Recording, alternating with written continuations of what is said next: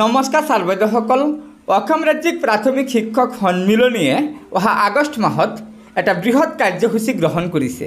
হয় ছাৰ বাইদেউসকল, এই পত্ৰখনৰ জৰিয়তে সদৌ অসম প্ৰাথমিক শিক্ষক সন্মিলনীয়ে প্ৰথমতে জনাইছে যে আৰ্জিত ছুটি বছৰি 30 দিন আদায় দিয়াক লৈ বুজাবুজি মানি লোৱা নহ'ব। আৰ্জিত ছুটি বৃদ্ধি নোহোৱাকৈ গ্ৰীষ্ম বন্ধত সেৱা গ্ৰহণৰ আদেশ নিদিবলৈ শিক্ষা বিভাগক সকীয়নি দিছে। শেহতীয়াকৈ যেতিয়াই আৰ্জিত ছুটিৰ বিষয়টো সমাধানৰ পথ লয় তেতিয়াই নতুন কৌশলেৰে সমাধানৰ ওচৰ চপা বিষয়টো পিছুৱাই দিয়া দেখা গৈছে। এনে কৌশলৰ তীব্ৰ বিৰোধ কৰি অসম ৰাজ্যিক প্ৰাথমিক শিক্ষক সন্মিলনীয়ে অহা আগষ্ট মাহৰ ভিতৰত আৰ্জিত ছুটি 30 দিনলৈকে বৃদ্ধিৰ আদেশ প্ৰকাশ নকৰিলে ধাৰাবাহিক কাৰ্যসূচী গ্ৰহণ কৰিব বুলি হুংকাৰ দিছে। লগতে জনাইছে যে দাবী পূৰণ নোহোৱালৈকে গ্ৰীষ্ম বন্ধত শিক্ষক কৰ্মচাৰীয়ে কোনো প্ৰশিক্ষণত অংশগ্ৰহণ নকৰে।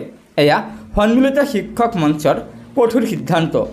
গতিকে ছাৰ বাইদেউসকল, এয়াই আছিল ৰাজ্যৰ শিক্ষক কৰ্মচাৰীসকলৰ বাবে থকা আজিৰ গুৰুত্বপূৰ্ণ খবৰ।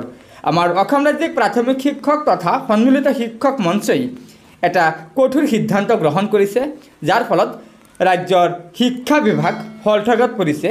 কিয়নো ইতিমধ্যে প্ৰশিক্ষণ সন্দৰ্ভত যি নিৰ্দেশনা শিক্ষা বিভাগে প্ৰকাশ কৰিছিল সেই নিৰ্দেশনা বাতিল কৰিবলৈ বাধ্য হৈছে। গতিকে এয়া নিশ্চয় শিক্ষক কৰ্মচাৰীসকলৰ এটা অত্যন্ত গুৰুত্বপূৰ্ণ খবৰ। কিয়নো যেতিয়ালৈকে শিক্ষক কৰ্মচাৰীসকলৰ আৰ্জিত ছুটি 30 দিনলৈকে বৃদ্ধি নহয় তেতিয়ালৈকে শিক্ষক কৰ্মচাৰীয়ে এনেধৰণৰ কঠোৰ সিদ্ধান্ত গ্ৰহণ কৰিব, লগতে আগষ্ট মাহত ধাৰাবাহিক কাৰ্যসূচী গ্ৰহণ কৰিব বুলি জানিবলৈ দিছে সদৌ অসম প্ৰাথমিক শিক্ষক সন্মিলনীয়ে।